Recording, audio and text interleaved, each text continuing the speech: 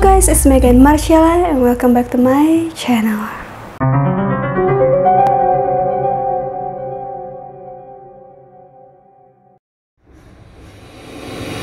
Sosok Lady Diana bisa dibilang merupakan sosok yang unforgettable banget dan merupakan sosok panutan gak cuman di negara Inggris aja, bahkan di seluruh dunia ya gengs ya. Banyak orang yang mengagumi Princess Diana atau Lady Diana ini karena dia benar-benar sosok yang strong woman banget, concern banget sama hal-hal kemanusiaan, dan bahkan berani buat tampil beda meskipun dia tinggal di keluarga kerajaan yang obviously filled with rules banget ya kan. Dan karena hal itulah, kematian Lady Diana di tahun 1997 di usianya sangat masih muda banget merupakan kejadian yang mengejutkan dunia dan tentunya menyisakan misteri. Nah, di episode Misteri kali ini aku mau bahas mengenai misteri di balik kejadian meninggalnya Lady Diana dan teori-teori konspirasi yang berkaitan dengan kejadian tersebut. So, without further ado, let's get the story started. Diana Frances Spencer lahir di Norfolk, Inggris pada tanggal 1 Juli tahun 1961 dan merupakan anak keempat dari 5 bersaudara dari pasangan John Spencer dan Frances Roche. Namun sayangnya orang tua Diana ini harus bercerai pada saat Diana masih berusia 7 tahun. Masih kecil juga ya gengs ya.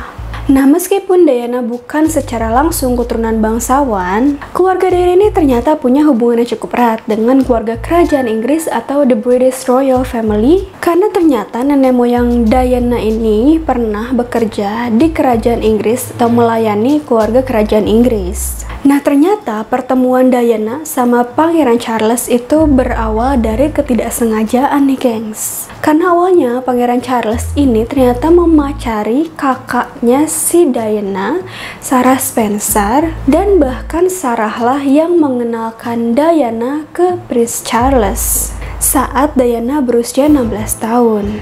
Nah, di saat itulah Pangeran Charles kepincut sama Lady Diana dan bermaksud menjalani hubungan yang serius sama Diana. Sampai satu saat Diana diajakin bertemu the British Royal Family dan Pangeran Charles ini mengenalkan ia ke keluarga besarnya. Dan saat itu gengs, ternyata respon dari The Queen itu sangat-sangat baik terhadap Diana. Beliau welcome banget sama Diana dan akhirnya merestui hubungan Pangeran Charles dengan Diana. Hingga suatu saat Pangeran Charles melamar Diana pada tanggal 6 Februari 1981 dan akhirnya mereka resmi bertunangan di tanggal 24 Februari 1981.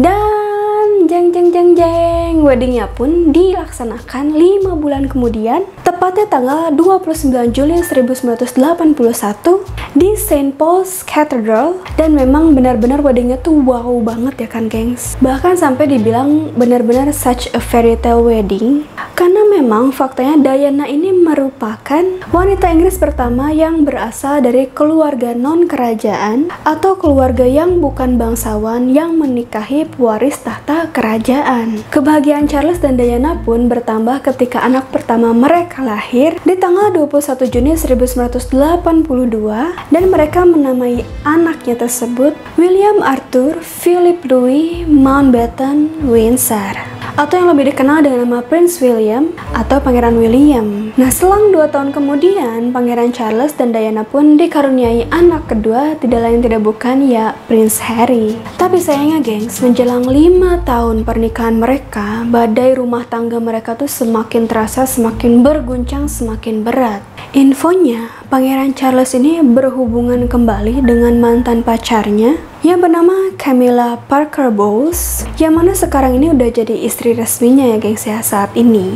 Dan di samping itu isunya, Princess Diana pun ikut berhubungan bersama pria lain yang merupakan instruktur berkuda keluarga kerajaan Inggris bernama James Hewitt. Jadi intinya sama-sama selengki gitu gengs. Sampai infonya katanya gengs, di suatu hari di tahun 1989, Diana pernah melabrak Camilla secara langsung soal perkara perselingkuhannya Camilla dengan suaminya. Diana pun infonya sempat stres berat, merasa nggak bahagia sama sekali akibat permasalahan rumah tangganya ini, sampai Diana itu sempat berpikir atau mencoba untuk bunuh diri. Gak cuman itu, banyak berita juga yang bilang bahwa Diana ini having affair sama cowok inilah, cowok itulah. Tapi di sisi lain, Diana juga yakin bahwa suaminya ini berselingkuh gak cuma sama Camilla aja, tapi sama perempuan lainnya juga. Salah satunya yang Diana curigai adalah babysitter anak mereka sendiri. Kalau menurut aku, pernikahan mereka ini udah cukup messed up banget ya gengs ya, karena udah gak ada rasa percaya sama sekali satu sama lain. Jadi ya curiga inilah, curiga itulah, ada aja gitu yang timbul masalahnya. Nah, singkat cerita, pada akhirnya Pangeran Charles dan Princess Diana harus resmi bercerai pada tanggal 28 Agustus 1996. Berarti kalau dihitung-hitung pernikahan mereka tuh bertahan sekitar 15 tahunan. Nah, setelah perceraiannya itu, infonya Diana dikabarkan berpacaran dengan seorang dokter ahli bedah bernama Hasnat Khan. Namun hubungan mereka itu tidak berlangsung lama, cuma sekitar 2 tahunan karena ada masalah beda agama, infonya gengs. Nah, tapi sebulan setelah Diana putus dari Hasnat Khan tersebut, Diana berpacaran lagi dengan seorang pria muslim bernama Dodi Al-Fayed yang merupakan seorang produser film dan anak dari miliarder yang mana merupakan orang terakhir yang menghabiskan waktunya bersama Diana. Karena pada bulan Agustus 1997, mereka ditemukan tewas karena mobil yang mereka kendarai mengalami kecelakaan parah di Paris. Nah, sekarang mari kita bahas mengenai teori-teori konspirasi yang berkaitan dengan tragedi kecelakaan tersebut dan wafatnya Diana, the Princess of Wales.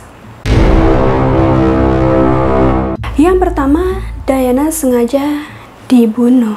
Jadi infonya, ayah dari pacar Diana saat itu, Muhammad Al-Fayed, menyatakan pendapatnya bahwa ia sangat-sangat curiga bahwa Diana ini sengaja dibunuh. Karena Diana dianggap sudah mempermalukan keluarga kerajaan Inggris dengan masalah rumah tangganya dengan Pangeran Charles dan skandal-skandal lainnya yang berkaitan dengan Diana. Muhammad Al-Fayed bahkan sempat bilang bahwa kematian Diana ini merupakan sebuah konspirasi yang melibatkan Pangeran Charles, Pangeran Philip, dan bahkan CIA. Di samping itu gengs, ada juga yang bilang bahwa kecelakaan itu sengaja dilakukan buat mencegah Diana menikahi seorang pria muslim. Karena memang pacar Diana saat itu, Dodi Al-Fayed, yang meninggal bersama Diana merupakan seorang muslim.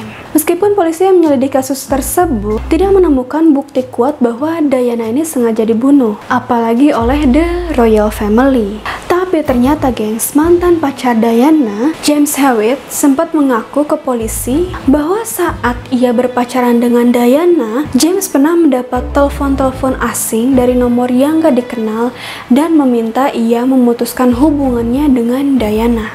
Yang kedua, Diana saat itu sedang mengandung anak dari Dodi Al-Fayed. Di tahun 2003, Muhammad Al-Fayed sempat bilang ke publik bahwa di malam kejadian Diana dan anaknya kecelakaan, Diana sempat memberitahu Muhammad bahwa ia sedang hamil. Dan masih agak nyambung ke teori sebelumnya aku bahas, gengs. Jadi infonya karena hal itulah Diana sengaja dibunuh, soalnya keluarga kerajaan tuh menentang keras kalau pewaris tahta kerajaannya kelak harus memiliki ayah tiri yang merupakan keturunan Mesir dan seorang muslim, dan juga harus memiliki adik tiri seorang keturunan Egyptian muslim. Karena memang dari yang aku baca, the British royal family ini sangat-sangat memegang kuat Protestant Anglicanism sebagai kepercayaan mereka. Nah, tapi dari hasil tes pengambilan darah pada saat investigasi, pihak kepolisian ini bilang bahwa nggak ada tuh indikasi bahwa Diana sedang hamil saat itu. Tapi tetap ya gengs ya, orang-orang yang percaya sama teori konspirasi ini bilang, pasti itu buktinya dimanipulasi ya kan, buat nyembunyiin bukti yang sebenarnya kalau Diana tuh hamil. Jadi entah mana yang benar ya gengs ya. Yang ketiga, Henry Paul merencanakan pembunuhan Diana. Henry Paul yang saat itu mengendarai mobil yang ditumpangi Diana dan pacarnya Dodi Fayed merupakan manajer security hotel dari Ritz-Carlton Hotel Paris yang ternyata dimiliki oleh keluarga Dodi Al-Fayed. Nah, banyak yang curiga bahwa Henry Paul lah yang sengaja membuat kecelakaan tersebut karena infonya ia dibayar oleh MI6 atau agen rahasia Inggris buat membunuh Diana and Dodi. Hal tersebut diperkuat juga dengan adanya kesaksian dari seorang mantan agen MI6 bernama Richard Tomlinson, bahwa katanya semasa ia bekerja di sana, ia pernah lihat file-file milik Henry Paul dan ia menduga kuat bahwa Henry Paul ini merupakan informannya MI6. Bukti lainnya juga, gengs, ditemukan bahwa adanya jumlah cash yang besar dalam tabungannya Henry Paul yang kalau dihitung-hitung tuh nggak setara sama penghasilan dia dari pekerjaan dia di Hotel Ritz-Carlton Paris sebagai security manager hotel. Nah, selain itu ada juga yang bilang, gengs, bahwa sesaat sebelum kejadian Henry Paul ini abis mabok-mabokan, abis minum minuman beralkohol, dan jadinya pas dia nyetir itu nggak fokus dan jadinya nabrak. Tapi dari berbagai sumber yang aku baca, ada yang bilang bahwa ketika proses investigasi tidak ditemukan adanya kadar alkohol dalam tubuhnya Henry Paul. Tapi ada juga yang bilang bahwa ketika diinvestigasi itu Henry Paul positif mengonsumsi minuman-minuman beralkohol. Dan hal itulah yang bikin dia jadinya nggak fokus berkendara dan akhirnya nabrak. Tapi lagi-lagi ya, gengs, ya, banyak orang yang bilang bahwa hasil tes yang menunjukkan bahwa Henry Paul positif mengonsumsi minuman beralkohol tuh cuman dibuat-buat aja buat menutupi kejadian yang sebenarnya bahwa Henry Paul ini sebenarnya terlibat dalam pembunuhan Diana. Yang keempat, adanya cahaya aneh dan mobil penguntit saat kejadian. Ada beberapa saksi di Prancis yang saat itu sedang sama-sama berkendara di TKP tempat kejadian Diana dan Dodi meninggal, bilang bahwa dia sempat melihat cahaya-cahaya aneh di tempat mobil Mercedesnya Diana tabrakan. Tapi di samping itu ya, guys, ya, pada saat kejadian Diana sama Dodi meninggal, mereka itu kan cukup banyak dikuntit sama paparazzi yang mau mengabadikan momen mereka berdua. Biasalah, namanya tokoh terkenal ya kan, pasti ada aja orang yang kepo, yang stalking dan lain hal. Dan pastinya paparazzi itu kan moto-moto mereka pakai kamera dan pastinya mengeluarkan flash cahaya-cahaya gitu kan. Nah, infonya cahaya tersebutlah yang bikin drivernya si Henry Paul ini waktu itu nggak fokus berkendara dan jadinya nabrak. Nah, tapi gengs, di samping itu pas saat kejadian infonya ada satu mobil aneh yang nge-stalking mobil Mercedesnya Diana saat itu, yang mana merupakan mobil Fiat Uno berwarna putih, dan ternyata mobil tersebut ini dikaitkan dengan mobil seorang paparazzi bernama James Anderson yang katanya dia merupakan informannya MI6 juga, gengs. Dan infonya sesaat sebelum kejadian, driver mobil Fiat putih itu sempat kontak-kontakan sama Henry Paul, kayak ngasih kode-kode glancing gitu. Nah, sehabis kejadian, mobil Fiat putih itu entah kemana menghilang. Nah, fakta lainnya juga, gengs, ternyata James Anderson ini ditemukan sudah tidak bernyawa lagi di sebuah pedesaan di Prancis pada tahun 2000 yang diakibatkan oleh bunuh diri. Nah, di balik itu banyak orang yang percaya bahwa Anderson ini sengaja dibunuh bukan karena bunuh diri, karena keterlibatannya pada kecelakaan Diana malam itu. Yang kelima, Putri Diana memasukkan kematiannya sendiri. Ya, jadi ini teori yang cukup banyak dipercaya banyak orang ya, guys, ya, bahwa katanya Putri Diana ini sengaja memasukkan kematiannya sendiri supaya dia bisa tenang, hidup jauh dari sorotan media, sorotan publik, dan dia juga bisa memulai lembaran baru bersama the love of her life, Dodi Al-Fayed. Tapi yang ini benar-benar memang pro kontra sih ya, guys, ya, karena memang pas investigasi itu kan jelas-jelas ada gitu jasadnya Diana dan jasadnya Dodi gitu. Dan memang diproses otopsi sama para petugas yang berwajib ya kan. Tapi ada aja orang yang masih nggak percaya dan bilang itu pasti jasad orang lain tuh, itu bukan jasad aslinya Diana sama Dodi, itu pasti diada-adain deh supaya kelihatan ada bukti, tapi ternyata itu bukan mereka. Ya begitulah ya, guys, ya, membingungkan. So itu, gengs, pembahasan aku tentang kehidupan Diana Spencer or the Princess of Wales dan teori-teori konspirasi yang dipercaya berkaitan dengan tragedy of her death. Ya pokoknya terlepas apapun itu, semoga Princess Diana saat ini hidup tenang, damai, gak sakit, gak menderita, dan terus berbahagia ya guys ya. So, aku juga mau ngucapin makasih banyak buat teman-teman semua yang udah nempetin nonton video ini, dan semoga kalian suka dengan pembahasan aku kali ini.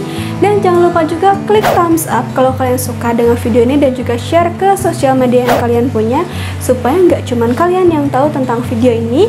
Dan pastinya subscribe juga channel aku dan nyalain loncengnya supaya kalian nggak ketinggalan sama update video-video aku selanjutnya. So, see you guys in the next video. Bye-bye.